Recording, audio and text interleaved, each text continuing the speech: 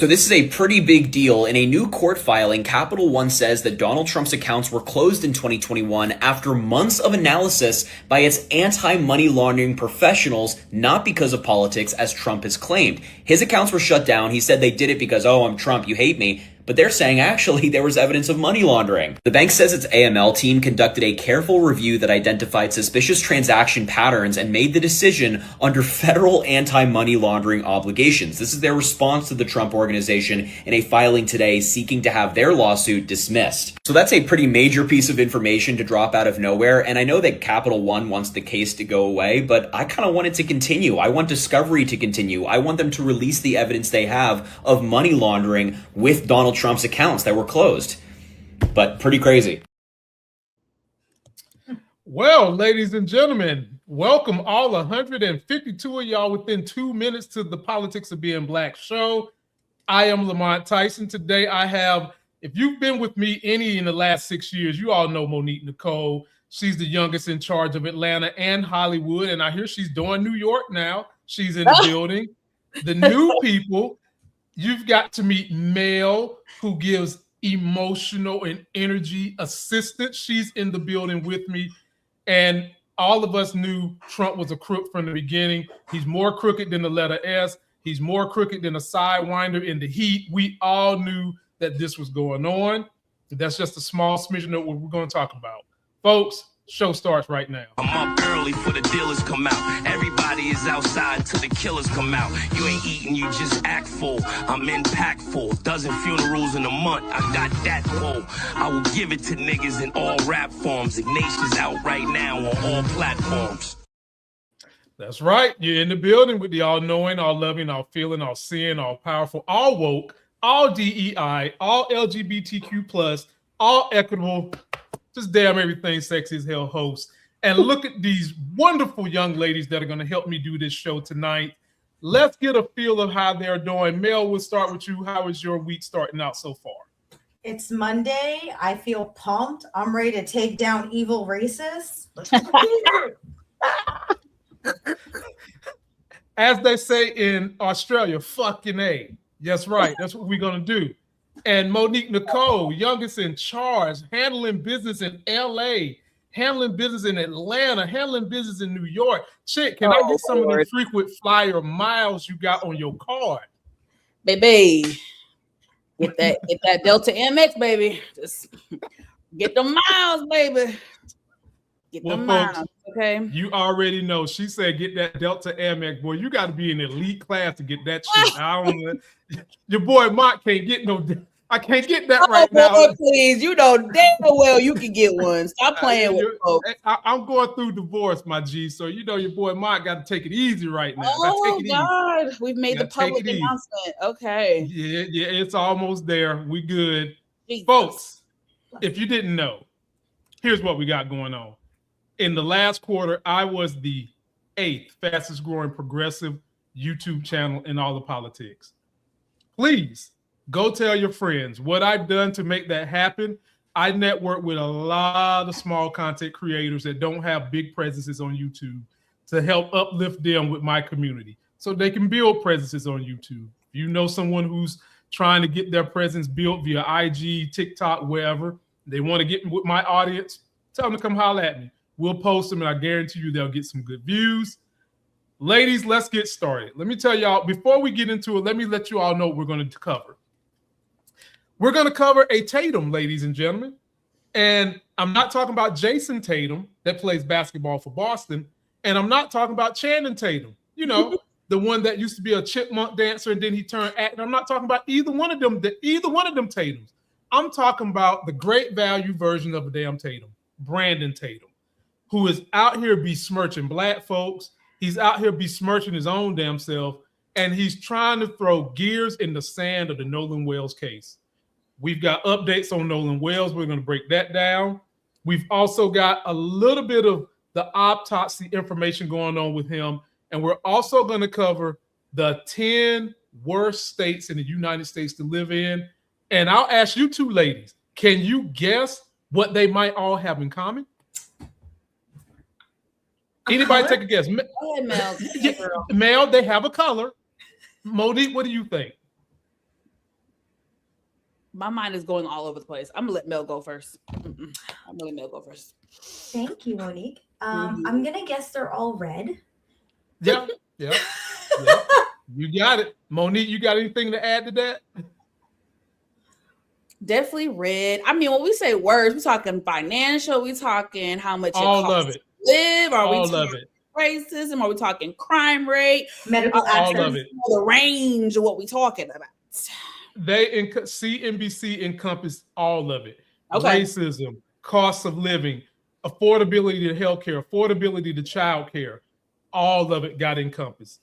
And as Mel said, each and every state wears a MAGA hat, which is a damn shame. And we're going to cover that too. But ladies and gentlemen, before we get in it, your boy took one for the team over this weekend. I took a business trip to a place here in North Carolina that is supposedly the largest home ever built in the United States. It's called the Biltmore here in Asheville. And I took one for the team because my channel has progressed into politics. And we fight on this channel hard for the non-erasing of history, the setting people up so they can have empathy and sympathy for everybody and understand the plight that minorities and women have gone through. And I wanted to go to Asheville because it's a progressive town, but you've got a whole lot of surrounding MAGA areas. So I wanted to see, how does the Biltmore present itself? Let me show you guys a couple of pictures of the Biltmore because you might have seen it before. It's a beautiful place, but they didn't present the way I wanted. So this was, if you didn't know, the Biltmore was built by George Vanderbilt II. Wow. He's a descendant of a robber baron named Cornelius Vanderbilt. And this was the mistress's room where the ladies go and chill out. It looked like he knew Prince back in the day. This was in the 1890s. He didn't know Prince, but this was a beautiful room. I got some footage of it. And this is the Omni, one of the main resort areas in Asheville. And it has the world famous Grove Park Hotel, which also includes the Blue Ridge Buffet, which is probably the best buffet in all of America. So if you ever go there. But while I was there on this trip, I was trying to understand the culture. I was trying to understand, what are y'all teaching people about the history of the Biltmore? And I was appalled by the things I heard that they did not say on the tour. So if you go there, they give you this little handheld thing where you press a button and every section you go to has a number. They tell you about the history. They watered down the role of African Americans. They almost try to make it seem like what Brandon Tatum says, slavery was a good thing for us. And they made it seem like the people who was working there were kind of on equal footing and wanted to be there and were getting paid equal wages, except for in one area. They made a claim that the white guys were a little bit more educated than the blacks, so they got paid $3.63, I think, per day, and the black people got paid like $1.02 per day, you know?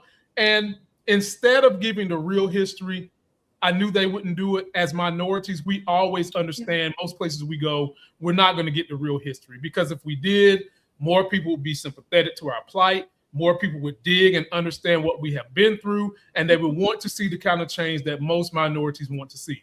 And so what I decided to do was give you guys factual history, and here it is. The Biltmore Estates and the black hands that built it, similar to the same black hands that built the White House. The Biltmore Estates in Asheville, North Carolina, stands as the largest private home in America.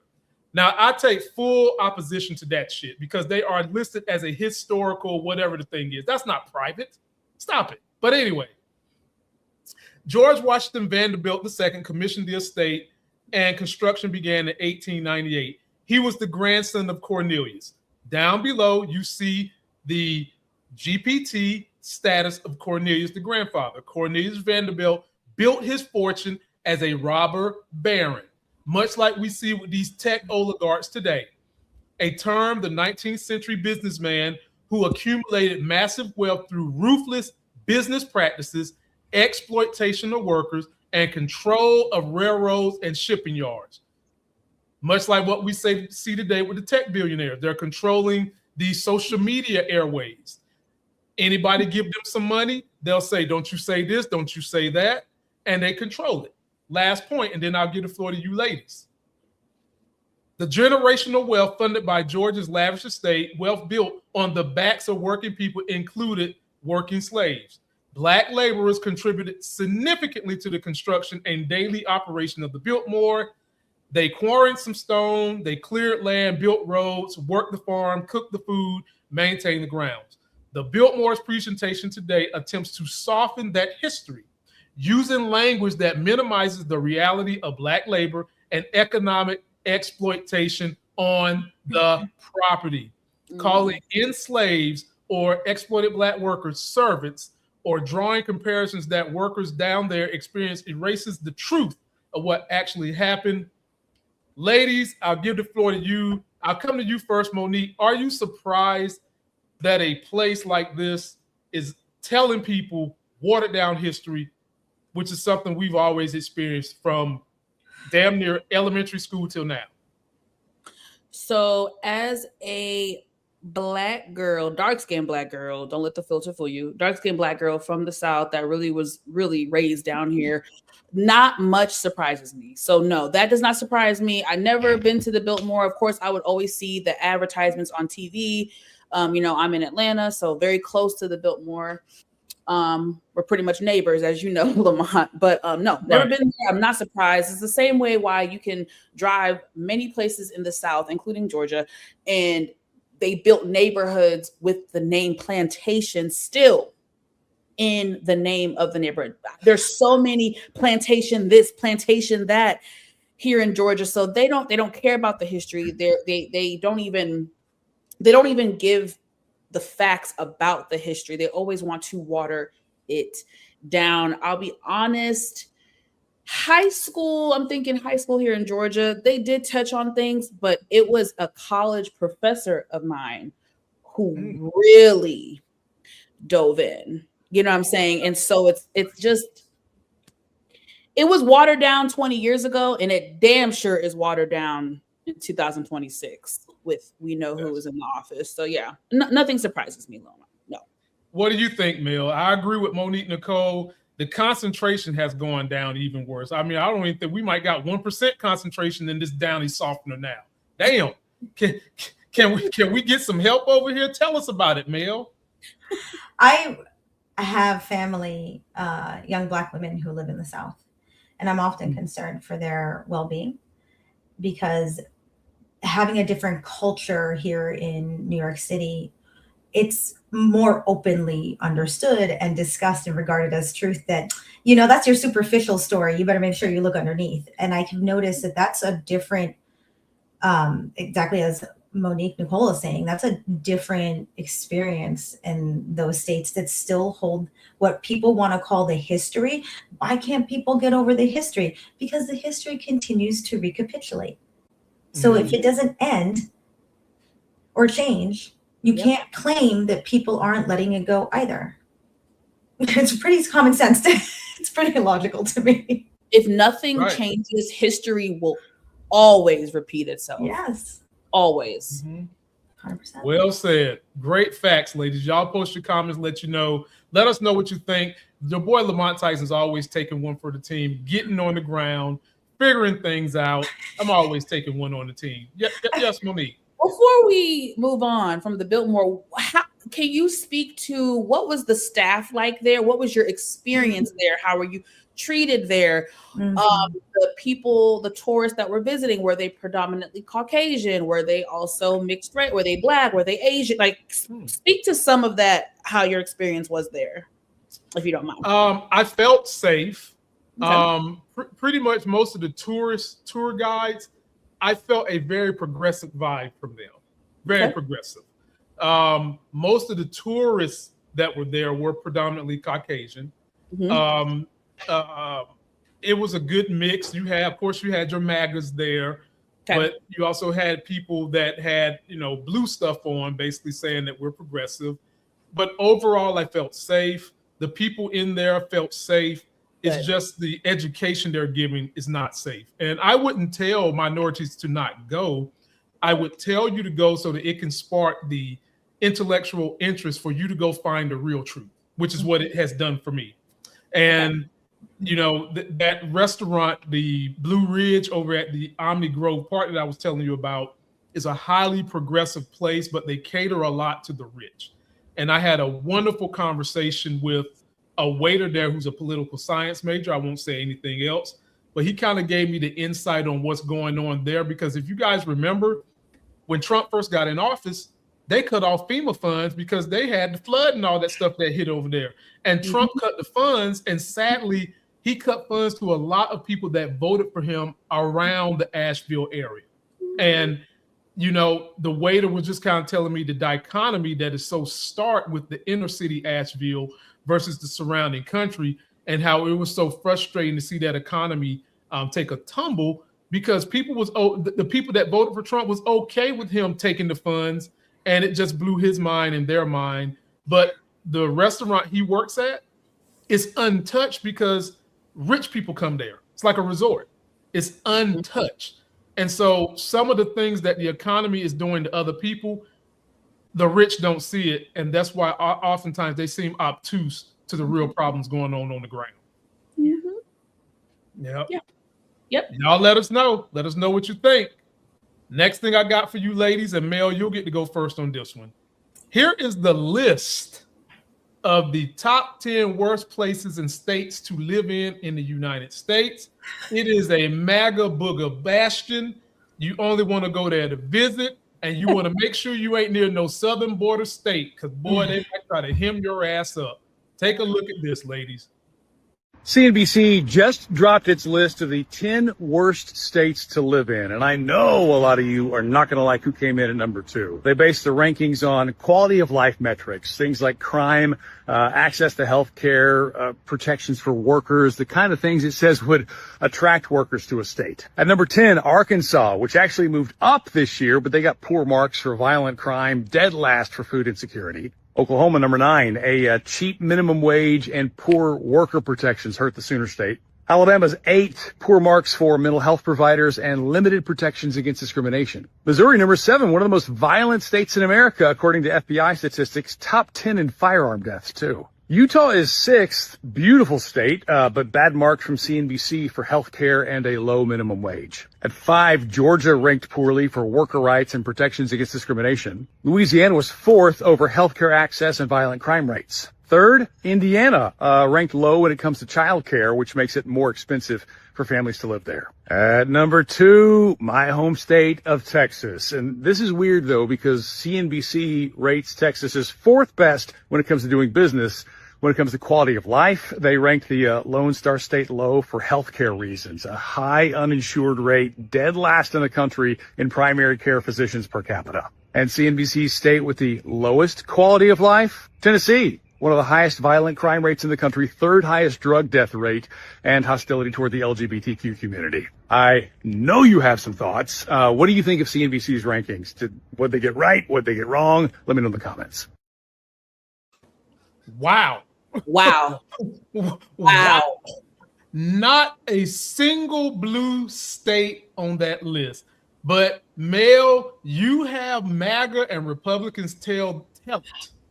They will tell you New York is trash. They will tell you Los Angeles is the bin that's inside the trash can. They will tell you Chicago, you don't want to go. And none of those places made the list. Floor is yours, Mel. Talk to me about that list. I'm not surprised to hear about Texas, particularly when it comes to access to healthcare. My family suffered a terrible tragedy during COVID when we lost a young woman to childbirth, which is a very unfortunate and common story amongst brown and Black women. Her first child, she was young and healthy beforehand. She had sought help, right? And then ended in tragedy. And I am one of many, many, many, many families that can speak on that. We know that the rates of death and pain care or pain management are lowest for Black women in particular, Indigenous women, especially really Native presenting women, also can't get real help and assistance.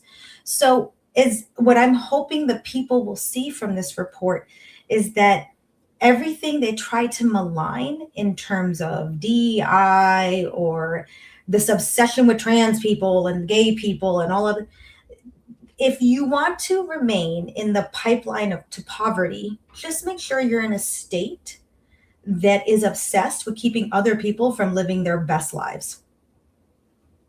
That's it. And then you can remain ill and unwell and maybe even lose your own family members to medical systems that won't hear them when they actually go for help. And this is a huge problem for brown and black women in particular. Mm-hmm. Wow, well said. Monique, I'll kick it to you. I agree with Mel that especially if you are a woman, if you live in a state that's mostly controlled by men and the only time they have a concern about your health care is when they want to be in your panty drawers, and then after that, all they want to do is control your health care, you probably need to go somewhere where people actually want you to have autonomy over your own body, not just when it comes to the bedroom action. And all them states got these silly rules. I mean, just silly rules for women's birth care, women's rights, women's access to health care. And it bothers me to no end. I was raised by a grandmother. A plight of this channel is the support of Black women and women in general, because there's a plight that seems to be going awry here. And Monique, I give the floor to you. All that makes me sick. So there's so much I'm thinking. So I'll let's go with Georgia since I live here, right? Okay. You live in Georgia. Okay. Georgia was number 5 on the list. Now, the gentleman that was speaking, I feel like he was talking really fast. So I'm trying to understand what he was saying. I think he spoke a lot to discrimination factors. I'm trying to process if obviously racism is a big part of that. I also wonder for that list if they took into account that, you know, Georgia is a at-will state when it comes to employment. So there probably are a lot of EEOC lawsuits. You just when you're in a state where it's at will and you can be fired for at any moment for anything, they don't have to give you a reason. I think that might count. Obviously, Georgia. I live in one of those states. Okay. Now, someone can fire you at will, but they still have to pay you unemployment if your state hasn't gotten rid of it the way North Carolina has whittled it down from 12 weeks to 4. For what? Unemployment. For unemployment? Unemployment. Full unemployment. So it's basically like you month for full benefits. So you might can get like partials and all that. Okay. But yeah, it's ridiculous. Like someone can just at will. I don't like the way. Let's just say you're dominated by some misogynistic person, and you come to work with a nice skirt on, and you be like, "Don't look at me crazy," and he's still looking at you crazy. You be like, "I'm going to report you. I'm firing your butt." But anyway, that was one thing that crossed my mind. Obviously, the racial factor. A lot of people forget that. Like they think of Atlanta and Metro Atlanta. That's amazing, but Georgia as a whole is still very much so a racist ass. Yes. That's not even factor in the cost of living. Really before COVID, Metro Atlanta was very, very affordable. People have been flocking to Atlanta for 20 something years now. I mean, I remember when I was in high school, this is 04, 05, right before Katrina, I had classmates coming from Philly, New York, where else? Chicago. So Atlanta used to be so affordable, and what it's costing now is absolutely disgusting. Don't even get into the real estate aspect of huge companies buying out properties and playing monopoly here with complexes and marking the price up crazy. I mean, that is happening a lot in Metro Atlanta, and it's making it impossible for people to afford to live. I mean, people are barely renting apartments, let alone affording housing. And I know that's happening all across the country, but Georgia was number 5. And I'm just speaking to my experience here. I can tell you right now, and I'll wrap up. When Trump's first term, 2016, I spent most of my life here in Georgia. Understand that. 2016, when he got into office, I had never seen so much bold racism. Yeah. You understand?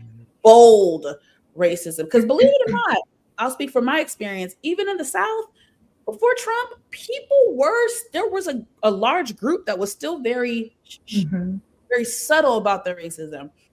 Trump got people to be bold. And I will say the racism spiked up in Georgia really bad. Really bad.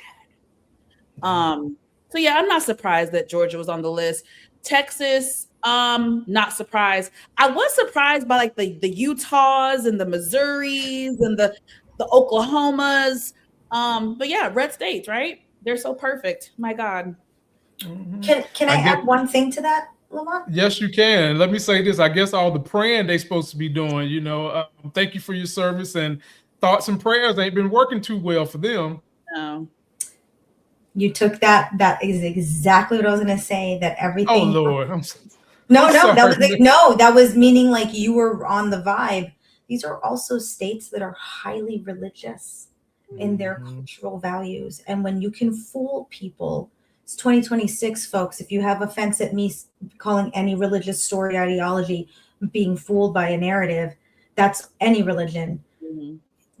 That tells you something, how easy it is to manipulate the minds of people to get them to continue to be inhumane to one another at their own financial and medical cost, their own spiritual cost, all of it. That's all I want to add. Oh my God. And I'm so sorry. I would be remiss. Georgia's healthcare in the last 4 to 5 years has been heavily scrutinized.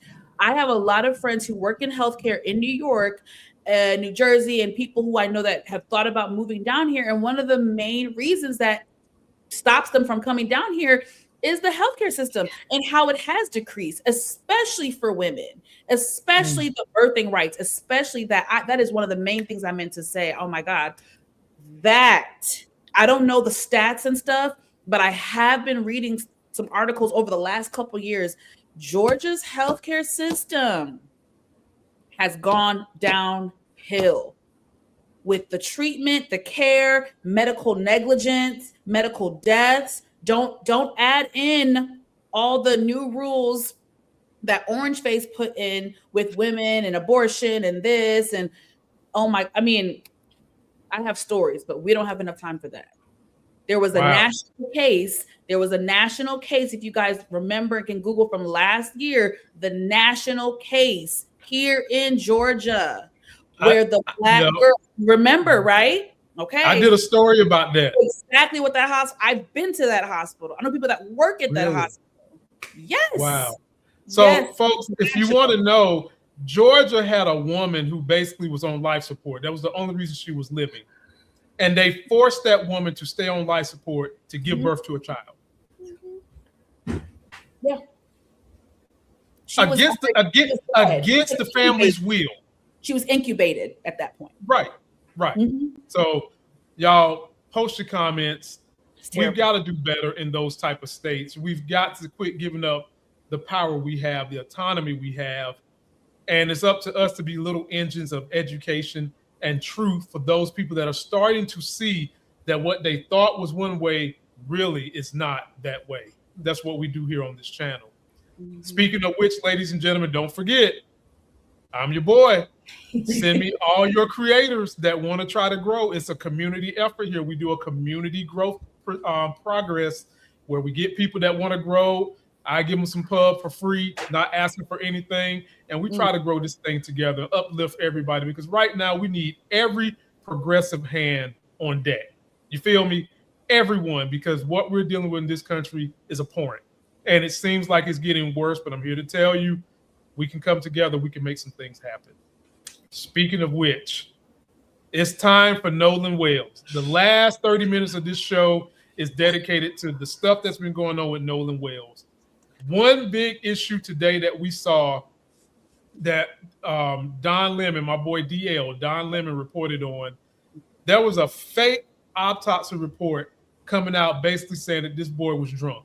And I was telling Mel last week, I said, Mel, based on that interview Tatum did, I see the narrative happening. Oh, God. We sat here last Monday, and we said they're talking about kids drinking alcohol, blah, blah, blah. They're going to try to say the boy was drunk and on drugs and on cocaine. Well, 1 week later, we get this fake ass autopsy, quote unquote, leak talking about dude was drunk, he was on drugs, blah, blah, blah, blah, blah. The toxicology. Yes, they are saying don't trust it. And so I got a clip of TMZ discussing the independent autopsy that the family did that somehow or another was done faster than the one that the state is supposed to be doing, ladies and gentlemen. Take a look. This is infuriating. Take a look. The Mississippi State Medical Examiner has completed the autopsy on Nolan Wells. We told you that there was a second autopsy. Actually, it was completed before the first one and done by the family. And the cause of death there was undetermined, although according to the family lawyer, Ben Crump, the medical examiner they used privately did not rule out foul play, but on the other hand, apparently has not found foul play. There was a discoloration on his skull, which could involve foul play, but it also could be something like blood pooling when the body was on a slab at the morgue. So we don't know. Right now, there are really no conclusions, at least that have been made public. The official autopsy results remain sealed. They will not be released probably for a while because the DA has already said this case is going to go before a grand jury. And the grand jury is going to, I think, do a couple of things. One, they can subpoena witnesses because remember, the sheriff can't do that. If the sheriff goes to somebody and asks, hey, we'd like to talk to you, the person can tell the sheriff to take a hike. The grand jury, they can subpoena somebody, put them under oath, and they either testify or they take the fifth. But they can force somebody to sit and presumably talk about what happened to Nolan Wells on July 4th. All right, Monique, I'm coming your way for this one. With the current level of developments coming out in the Nolan Wells case, what are you thinking? What does your background and history and the way you've seen these stories in the past, what exactly is going through your brain? Report to my audience. Let us know what you're thinking.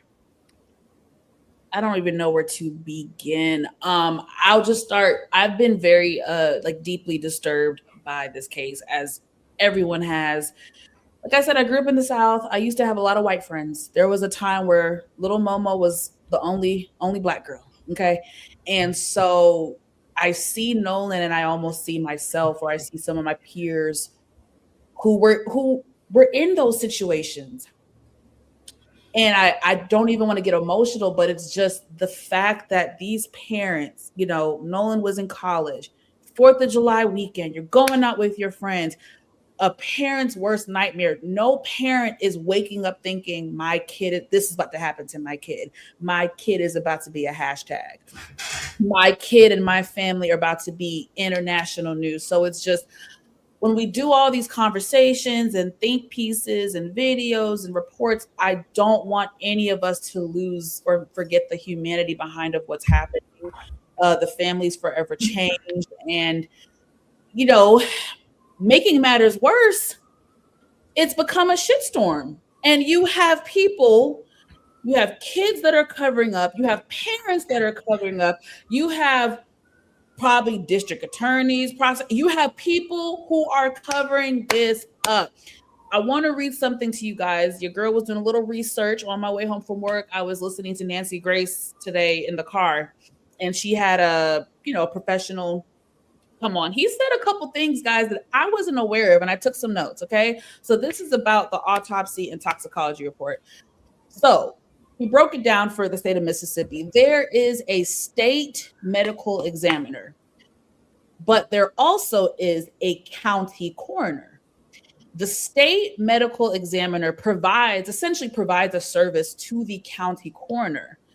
The coroner is basically an elected official, okay? They do not conduct the actual autopsies in any case. However, they are the gatekeepers to any kind of official documentation that gets released to the media or the public. So under the state statute, the district attorney, the prosecutor, they can basically say, hey, hold off on releasing these documents, which is essentially what is happening right now, okay? And I'm hearing that they're saying that the autopsy is complete. How is it complete? How is it complete when the family had to go out of the state of Missouri or Mississippi, I'm sorry, and they found what? His throat missing. His body was badly decomposed. And now we're finding out that it's going to a grand jury. I'm worried that they're going to hold on to that documentation until trial. I mean, and God knows how long that's going to take. God knows what more manipulation and tweaking, and who knows what could happen. I don't like any of this. I think this has been done piss poor. I think there is corruption written all over this. Yeah. Those boys know something. I'm sick of watching political pundits gaslight and do all this and keep pushing the line is always moving when it's one of theirs. We know what we heard. We had professionals who listened to the recording, isolated the vocals, did all. We heard some criminating things on that 911 call, and I'm sick of them gaslighting us. Mel, before I give the floor to you, let me just add to more of the frustration of why we're all here frustrated. Why is that boy's stepmama, the judge, have any involvement? I cannot get over how that bitch was allowed to have her phone number be the one that you call to give incriminating details. Where you do that at? To steal from the black lady? Where the hell you do that at? Okay? If that had been any black judge who was a progressive and her stepson was involved in something like this, and let's just say it was a bunch of niggas with one white boy who got drowned, you think good and damn well that they about to let that judge stepmama have her phone number be listed for you to call in information about this case? Oh, no way me. In my French talk, no way me. As my children would say, find the map, I'm the map. No. Floor is yours, Mel. Floor is yours. How am I supposed to follow that now? What's the map right there. You know, Monique, I'm with you on this one. This is a total shit show, and it's predictable. This is like a bad SVU episode. Like, this is like predictable. We can point out the bad guys. It's so awful. And for people, what I saw, something that really shocked me, which is to say something these days, is not just the fact that, thankfully, I mean, I never thought I would be grateful to TMZ for making sure justice is being done. But for people who think, oh my God, people make such a big deal about this and what's going on. Do you know, I have heard racist white men come out in celebration of this moment on social media. Yeah. I have witnessed and heard racist white men say, yeah, that's what we did. And that's the tradition we hold. And I was like, and that's why. And that's why we have to do this. And that's why everybody has to come together and put a spotlight on it until it is properly resolved, because of that. It's not a question. It's not a small doubt. It's not a, what if it's racism? It's a, hey, this is probably racist, so let's handle it. That's the approach I would prefer that we took. We just assumed this is Mississippi. This has a bad history. If I was an elected official in Mississippi, I would desperately want to get ahead of this and demonstrate doing everything I could to help this family that is living a trauma every day for the rest of their lives, having to pick up the pieces and move forward. It's clear to me. It's not hard to figure out whether this is being done correctly or not. If any of us here were part of a panel and worked for that state, we would want to do everything we could to make sure that we look like we were doing the best we could by that family. That is not what's happening. No. Nope. So we don't have to keep pretending and wonder and what. No, bullshit. Stop. We have to absolutely start with this is probably racially motivated and then go from there. And when the evidence stops pointing towards racial motivation, then I'll have a more open mind about other explanations. It's just, I forget the saying where it's like 2 things are a coincidence, 3 things are a whatever. It's just like, there is way too much shit. I'm sorry. From the day one, before the 911 tape was released, the fact that they lied to the mom damn near begged for the cell phone. She got the cell phone. Shit was deleted. Pictures, timelines, location, text messages were deleted. From that moment before we heard the tape. Yeah. Then one of the fucking kids, the mom is a goddamn judge. Is it judge? She's a judge. Yeah, she's a judge. Stepmama. You can't make this up. You literally couldn't. It's like a bad TV show. Then we hear the tape. And I have watched, first of all, shout out to Don Lemon. I have really been watching his YouTube channel on a daily basis the last couple weeks. And I'm just I love what he's doing. I love the coverage of this case. I love the people he has on. Of course, we know Nancy Grace, baby. She and her Bob is on top of it. I have to shout out to them for just always having integrity and being amazing journalists and standing up for what's right. And they really do deliver amazing coverage, guys. So I definitely say tune into them weekly for updates on the case, but it's a shit show. I'm very concerned. I'm very concerned about how this is going to go about, honestly. Same here. And to Mel's point, as we transition to the next phase or next haze over this case, Mel mentioned how, white men are out here celebrating that this boy is dead, right? Clapping it up, out there clapping like a damn circus seal. I'm happy, just doing stupid shit, right? Well, Mel, let me tell you something. It hurts people worse when one of our own is doing that same shit. When we got one of our own black men being a damn tote bag for the white man, okay? And I'm not talking about a Chanel purse either. I mean, maybe you can call it Chanel, but it's spelled shit purse. He's a tote bag for white dudes, okay? There's this guy named Brandon Tatum. He's a failed cop. He's a failed football player.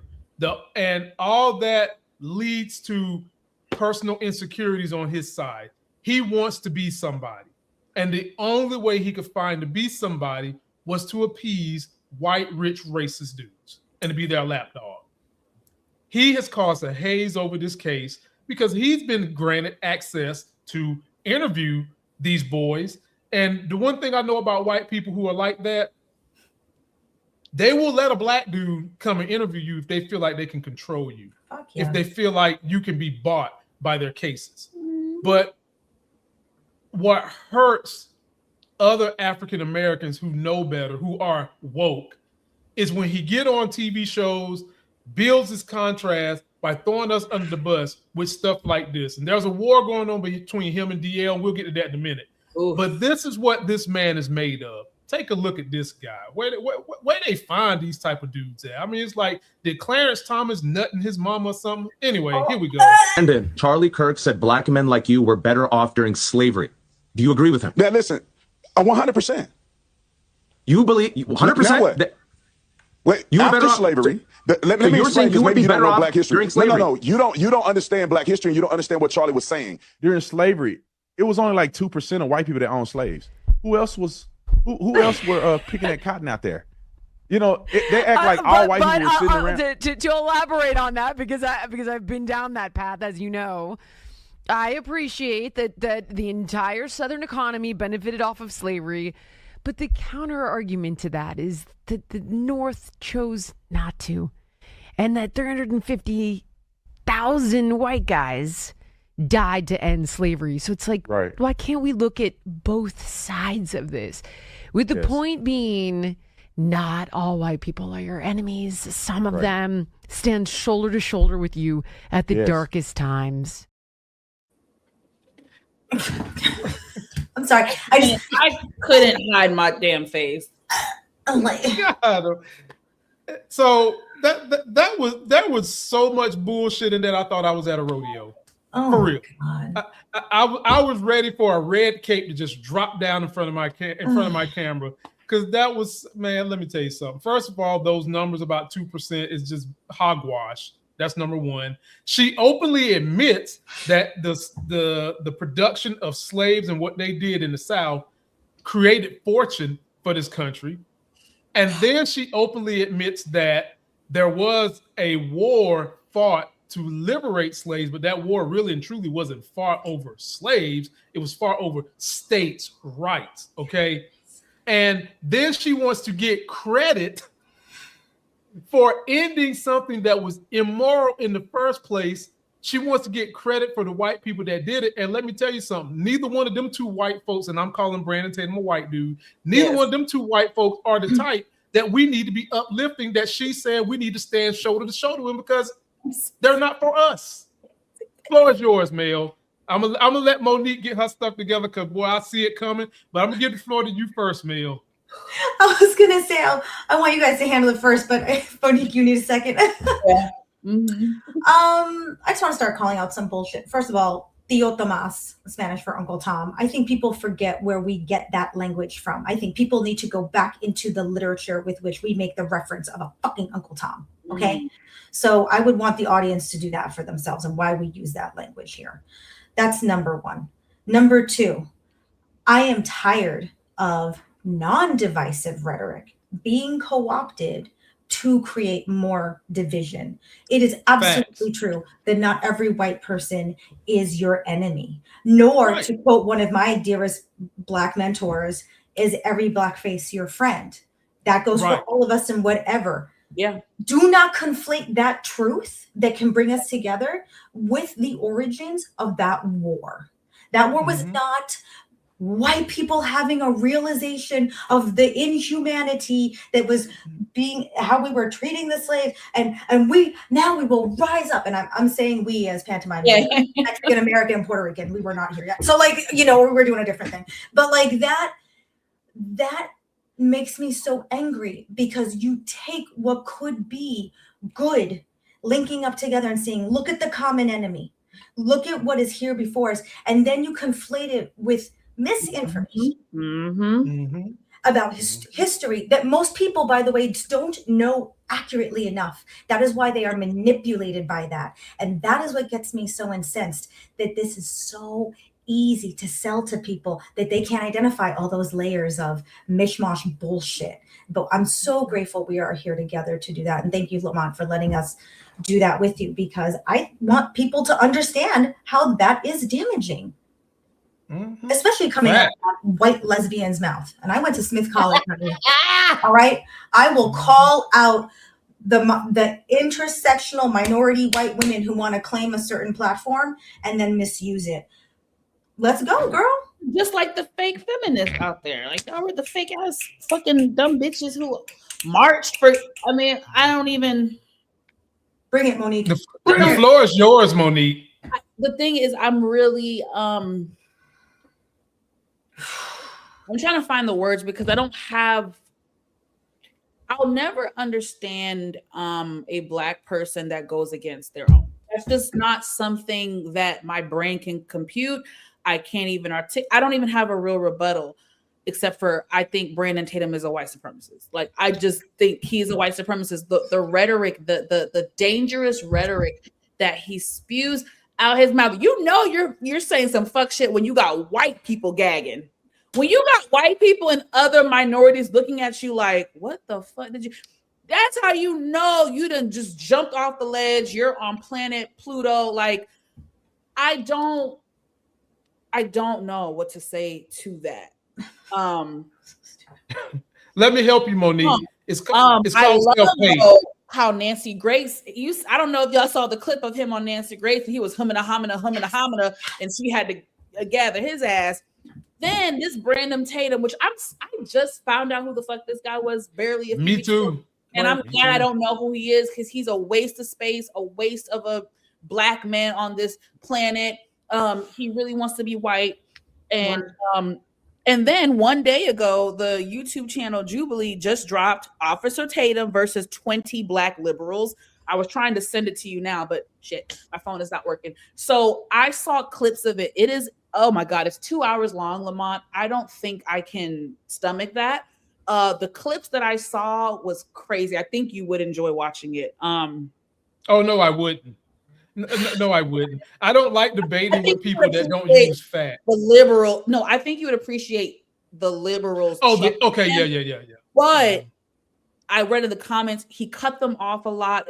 The moderator wasn't the best, so that probably is going to be a little frustrating to watch. But I, just like you, I hate misinformation. Maybe that's the journalist in me. I do not misinformation. And I'm okay. Like, we don't always get it right. Like, I'm okay with like walking it back, but you know what I'm talking. I'm talking about willful ignorance and willful misinformation. That infuriates me too. This guy, I don't know anything about him. I don't really want to know about him. But I know he embarrassed himself on Nancy Grace last week, and I'm glad she got his dumb ass together. I saw that too. Good. And it makes me sad when we're excited that like a white woman schools a black man. Yeah. And I mean, he was up there cooning his ass off. Like, let me let y'all in on a little game. If y'all don't know, oftentimes black people, we be cooning for white folks, and we always calling them miss. It's one thing to call your elder a miss, but when this is someone who's not too far off in your age, and every single sentence is miss, you're cooning. Well, that's insider track cooning. Let me get context. He was saying that to whom? Nancy Grace, every 5 minutes. Oh, he sure was. And I couldn't, it did feel like a bow down, yes, miss. That I also was like, was he being condescending, or was it more so of the well, yes, well, technically, that's the vibe he was getting. I mean, she was asking him legitimate questions, and he said something, then he took it back. He said something, it was the autopsy, right? He kept like, he couldn't figure out. He just didn't know what the fuck he was talking about. And that's most MAGA. They don't use fact. They use opinion. And then they try to find a shred of truth in something. And then they try to distract you from the real thing. And he's been getting his ass whipped. And D.L. Hughley got in that ass. I got in it. A whole lot of people got in it. And all that getting in his ass has made him come out and clap back at DL. Take a look at this, and I'm going to ask you ladies, the question I want to know from y'all is, what's too far? And he goes so far in his retort, I'm telling y'all, it struck a nerve. And when MAGA men get their little egos bruised and their insecurities bruised, they behave like this. Take a look. First of all, D.L. Hughley is not on my level. One point in time, D.L. Hughley used to be the man. At one point in time, I used to like D.L. Hughley, and I thought he was funny. Now, he was not even the top 5 in the Kings of Comedy, in my opinion. But I thought I respected his game. Just to grow up and realize D.L. Hughley is a simp, and he's a beta, and he's a crybaby, allegedly worth $10 million, but he's still crying about the white man every day. And he crying about the white man, yet he worked for white men companies. He's so black that he don't even care about black women enough to not cheat on his wife. He posted a picture of my wife. At least I ain't cheating on my wife. He cheated on his wife, got an outside baby. And a very unfortunate situation happened with his outside baby. And he wanted to come at me when he wasn't even there to protect his children. Then his young daughter gets into a sexual situation with a minor, where they both were minors, and she came to her dad in confidence, her black father, in confidence, and said she was being abused, and he didn't believe her. Brother, why are you talking about me? Why are you talking about me? You need to be worried about your own household. All the drama I just mentioned with his inner family ain't not one of the suspects in that situation white. A white man didn't cheat on your wife. A white man didn't abuse your daughter. And a white man didn't take the life of your infant child whom you had out of wedlock while you were married. These are all black people doing this. And yet you cry about white people every day of the week. I'll just see what unfunny ex-comedian D.L. Hughley just said about me. You are the lamest dude in all of comedy. People consider me as Officer Tatum because I became famous as Officer Tatum. And D.L. Hughley, that's your stage name. You still going by your stage name, Negro. You ain't even a comedian no more, passing out on stage and stuff. You ain't even funny no more. But you going by D.L. Hughley. You talked about it. He said, I didn't make the team, or I didn't make it to the NFL. Okay, I don't think that's anything somebody can be sad about. And I'm also glad I don't have CTE either, so it's not all bad. You would never make it to. You won't even make it to college. You were in high school, little beta male talking about. Then I became a cop. What did I do as a cop? I protected black people with my life. D.L. Hughley is telling. Man, shut the fuck up. Let me tell y'all something. Okay. Sorry. He's telling y'all he ain't got CTE right. I can't tell. His ass probably would have been a better human being if he he would have went to the NFL, got hit in that head a couple of times. Because all that stuff he just said is such gaslighting, such bull jive. But what I want to know is, what I see from that is D.L. Hughley struck a nerve with him because the inner person in that man went low blow because he knows he's licking the boots of white people because he hates himself. He hates the skin that he's in.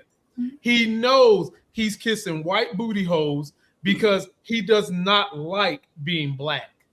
He resents the fact that Clarence Thomas spit in his mama and gave him that color. He resents that.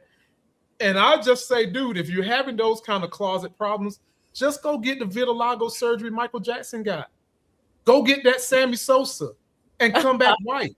And just stop bashing black people.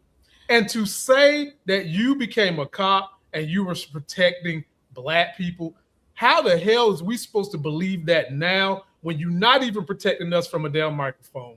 Floor is yours, Mel. I think I need a second. Okay, well, I'll give the floor to Monique Nicole. No, like, what the fuck? That was so much shit that he was talking. Uh-oh. There she Uh-oh. Okay, there she go. There she go.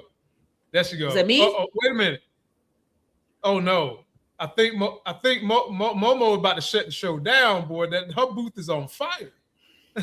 Okay, well, we'll get to her when she come back. Mel, you take the floor real quick. I don't even think we need to waste our time on being aggravated or reactionary. What we do need to do is recognize that when someone is being criticized professionally for the job they're doing or for a lack of integrity in how they execute their professionalism and their morality consistency, then you don't. If somebody then goes and attacks on a personal level, everything he said about D.L. Hughley could absolutely be 100% true. Right. And it is irrelevant to everything that we are speaking about when it comes to this person. So that's what I think the audience, I really like them to just clock that, just recognize that when somebody's really out of their depth and unable to cope, they're going to attack personal. That's all. We don't even have to get all upset about it. That could all be true. That could all be true about Mr. DL. And you know what? It's completely fucking irrelevant to how this man is conducting himself. So let's stop with the gaslighting. Let's pull it back. Thank you for telling me all those things that were irrelevant. Now let's bring it back to you, sir, and let me know what you're doing professionally. That's how we don't need to get all, fuck you. You can't fool me with that. Anyways, back to what about you. That's how I would handle that.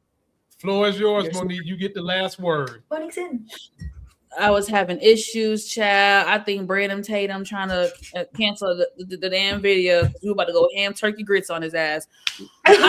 Monique, you got to remember you're using the white man's internet. He probably done made a phone call to every black person that's using the white man's internet. That's what your channel, baby. Your channel on fire. I don't really have much to say. I really don't have much to say, like, about someone who hates being black. Like, there's nothing I can say. There's no amazing point I can make. I could present this motherfucker with a PowerPoint presentation of nothing but facts, and all he's gonna do is spit on it. Someone in the comments said that they watched the video that I was referring to on YouTube on Jubilee, and they actually said it was really good. The young folks really gave it to him with some amazing facts. So I think I will watch, at least I'll probably give it 20 minutes. I have nothing for him. He hates his own kind. I don't know where that stems from. That is something he would have to talk to with a therapist, but that takes self-awareness, right? So that's never going to happen. There's something that happened to him long time ago where he did not feel good enough. He felt like black was not good. He thought white was right. And he was conditioned from a young age, maybe adolescent years. Something happened. I'm not a psychiatrist and I don't want to be, but it's something deep rooted. And I'm not going to argue with someone who hates being black. Like, you hate your own skin. You hate your own people. So no matter what I say to you, it's not going to register.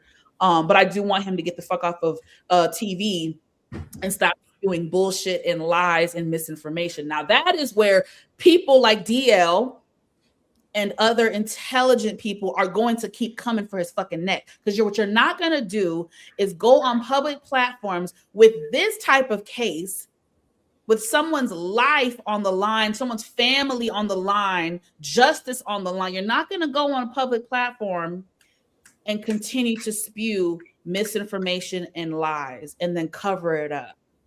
Because then we're going to keep coming for you, baby. We're going to keep coming for you. That's right. And he knew what shout out from having kids on his channel, on his podcast, and them white people. Let me shut up. No, I'm gonna let you go. Like, we're stupid. That was all part of the plan. Then you have the stupid little white boy, his dumbass daddy. They think we're fucking stupid. They're gonna put up I almost said bail money, Lord Jesus. Reward money. Right. They're gonna put up reward money for no. Y'all think y'all motherfuckers slick. Then, correct me if I'm wrong, either none of them or a couple of them did not go to the funeral. If your friend passed away unexpectedly, tragically, drowned, you were just spending the last hours with him, would you not go to the funeral and pay respects if you're innocent? Right. Why would you not go bury your friend? Momo, I'm going to tell you like I told Mel. I was telling Mel last week, first of all, if I lost my friend on that island and my friends know exactly who I'm talking about, I'm probably not coming back till I find y'all. So the boat would have came back without me on it because I'm not leaving till I figure out where my friend's at, what happened to him. Can I find a body or something? So it just goes to show you how much of a friend these people were. They weren't real friends. Anytime you scapegoat somebody in the way they did, it lets you know who they really are. And I'll say this when we get out of here. You really figure out who your real friends are in your darkest of hours, in your toughest of times. Amen. I done had to filter my damn circle in these last couple of dark months of my life. Because when you see people smile in your face when everything's good, when you can go to the party. But when them lights get turned out at the party and somebody got electrocuted, who's left standing to tell the truth is your real friend. And folks, that is our time. Their links will be in the video description. Ladies, I got to jump on another call. We're going to get out of here. Don't forget to like the video, folks. I'll be coming back with more content. Please subscribe to these great ladies. They put out some of the best content that you can find. And I will make sure that I bring them back. And we're going to have to take them for 2 hours on the next ride.